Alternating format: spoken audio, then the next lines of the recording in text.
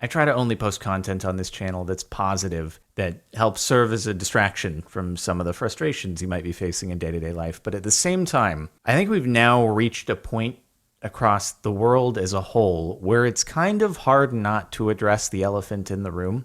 And I'm going to keep using euphemisms because I think YouTube is flagging certain content that mentions the name because they're worried about the spread of misinformation, which I understand on one hand, but on the other hand, I'm going to be a good boy, YouTube. You don't have to worry about me. It's crazy just how much has changed even since the last vlog that I posted. Here now in California, we're on stay-at-home, lockdown, whatever word you want to use it. Safer inside is, I think, the official terminology. But it's more or less the same as most other places that have instituted this sort of policy.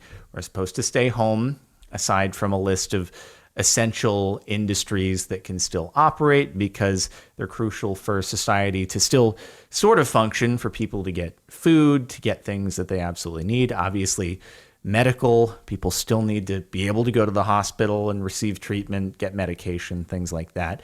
But otherwise, everyone is being encouraged to stay home. And they even had to make it more strict since this past week when they first announced the policy, because I guess a lot of people were heading out to the beach, heading out to hiking trails. To be fair, in the initial order, it did say you're still free to go outside and hike and walk. And I think a lot of people sort of took that to the extreme. They're like, well, that's the only thing we can do, so we're going to do it. And I was looking at Google Maps over the weekend while I was kind of just stuck inside myself. But what else is new? I'm always inside. And all across Pacific Coast Highway in Malibu, it was just red, which is like more traffic than you usually ever get there on the weekends. And I was like, oh, that's a bad sign that it's bumper to bumper traffic all throughout Malibu. And then I saw an image posted on the LA subreddit, and it was like, oh, that's a lot of people out there. That's probably not going to go well. And sure enough, just a couple days ago, the mayor announced, yeah, that was too many people. Now we're closing the beaches and we're closing the parks. And so it truly is a stay-at-home situation now. Gyms are obviously closed. They were closed even before this step was taken. So I, fortunately, as soon as we were on the verge of, I think gyms might be closing, I placed an order for a couple things workout related. So I've got a couple things set up over in my living room. But in the next few weeks, it's a complete takeover. The couch is going bye-bye. Well, not bye-bye. I'm just moving the couch to another area upstairs. But that entire area that used to be the living room, place where we'd watch TV if I had people over, play board games, it's going to be a gym. I've got a squat rack on order, deadlift platform on order, full set of dumbbells, 5 to 100 pounds, a couple barbells, bumper plates. I'm not messing around. We're not losing the gains here. Okay, we worked too hard for this. I'm not letting it melt away. But in the meantime, at least I have like the pull-up, dip, and leg lift kind of platform thing, as well as the adjustable dumbbells where you can turn the dial and then it goes from 2.5 to 52 pounds. I think that's the range that it goes. So those plus a bench will hold me over for a bit until I get the bigger equipment. And then I officially never need to leave my house again. It's kind of exciting in a way, but also I like to take a moment to reflect that I'm in a very privileged situation to be able to say I'm excited to never have to leave the house again and have a home gym and kind of just be set. Because previously, that's really why I would leave the house, is to go to the gym. Otherwise, occasional drives on the weekends, but otherwise, I work from home anyway. That's just me, though. There are a lot of people out there who are not in situations that fortunate, who have a job that is no longer able to operate, and they're worrying about what they're going to do. They might rely on every single paycheck in order to cover their expenses. And obviously, I stay away from politics here on this channel, so I'm not going to go and make suggestions policy-wise on how this should be addressed.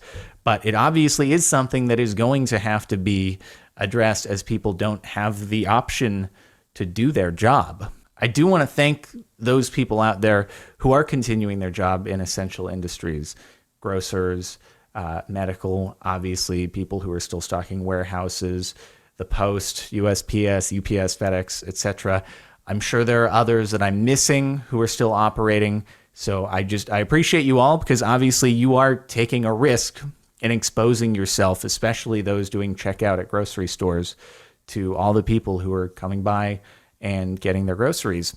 And so I thank you guys for doing that, as well as food delivery drivers, because that's how I've been getting all of my food primarily. Thankfully, that's still operating. I hope that that doesn't have to shut down, because I have gone to grocery stores and it's very much not a pretty sight on the shelves. I really had hoped that things would calm down a little bit with the panic buying, but it really doesn't seem to have stopped at all.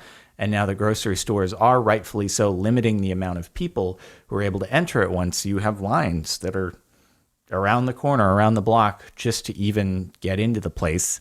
And then you get in there, and if it's later in the day, they just don't have anything on the shelves. So it's a very scary situation. This is a year that will very much be remembered for the rest of humanity, I think, until, God, I hope there's not a more serious pandemic down the road. But if we do look on the bright side here, a pandemic could potentially be something with a 50% plus mortality rate, and we don't have that, at least.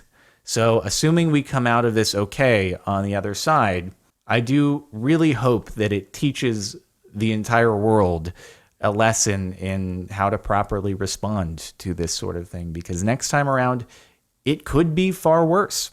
That said, while we're dealing with this one, it just comes down to people cooperating, because at the end of the day, if everyone just decides to ignore the orders in place in their area, there's probably not enough enforcement to truly be able to handle it. And then the issue is, are the police going to throw you into a crowded cell with other people? Probably not. They don't want to be exposed to that either.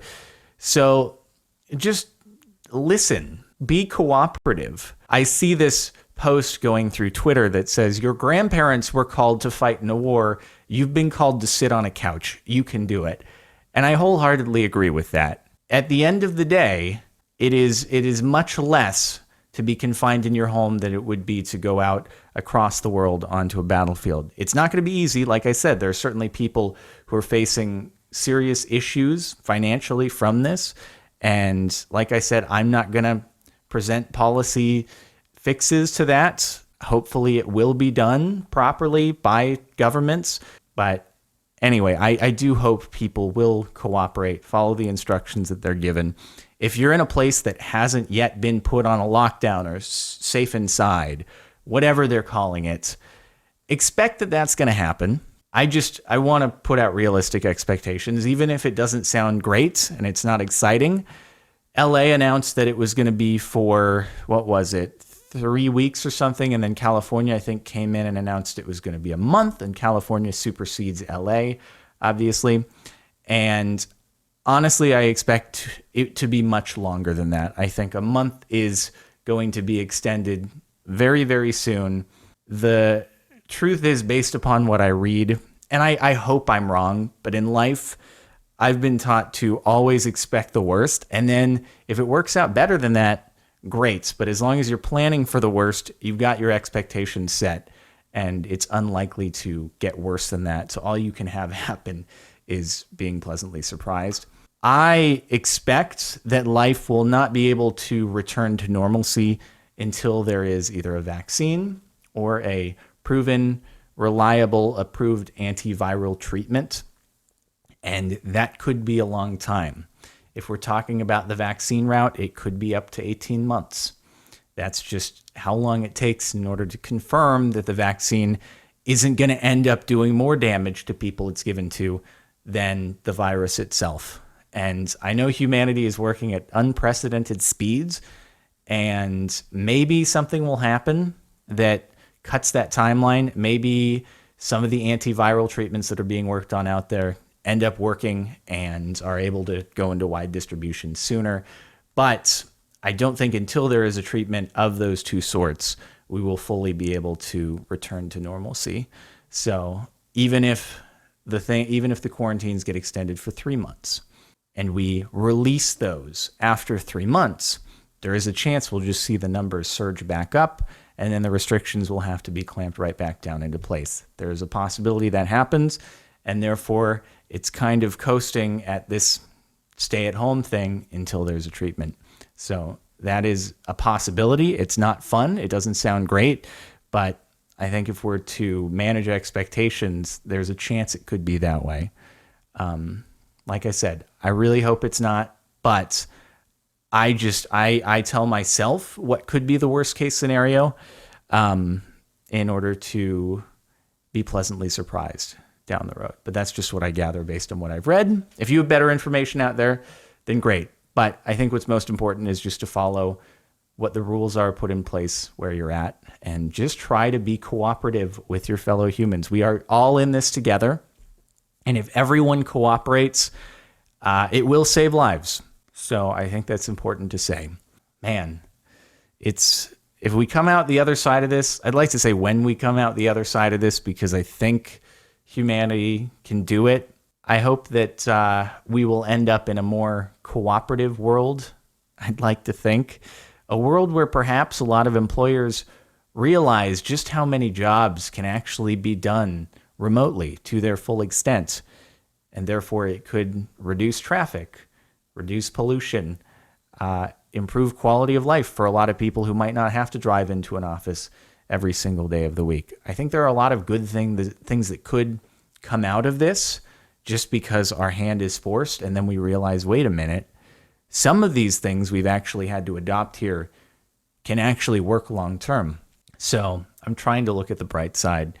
But in the meantime, it's going to be difficult. But we are all in it together. And I think that we can do it. Again, listening to instructions and not trying to take advantage and say, well, nobody else is doing this, so I'll just sneak in going to this place. Well, if a lot of people are thinking that, it's going to be crowded, and then all of a sudden parks are going to be shut down. So just try your best. That's all. It's tough, but I think we can do it. And I'll probably make more periodic videos on the topic as time goes by, because I think it's going to be something prevalent in all our minds for quite some time. And, we might as well speak frankly about it. So anyway, thanks for watching the video. Hope you're all doing well. Wishing you all the best.